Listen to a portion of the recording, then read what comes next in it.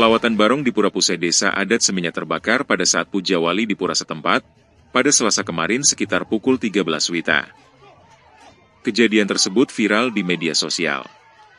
Bendesa adat Seminyak, Imade Puspita saat dikonfirmasi tak menampik perihal tersebut. Terbakarnya pelawatan barong akibat pasepan, atau wadah berisi api mengenai rambut dari barong.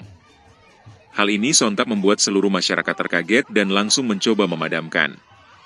Namun api dengan cepat membesar hingga membakar habis rambut barong. Parwata, Bali Pos.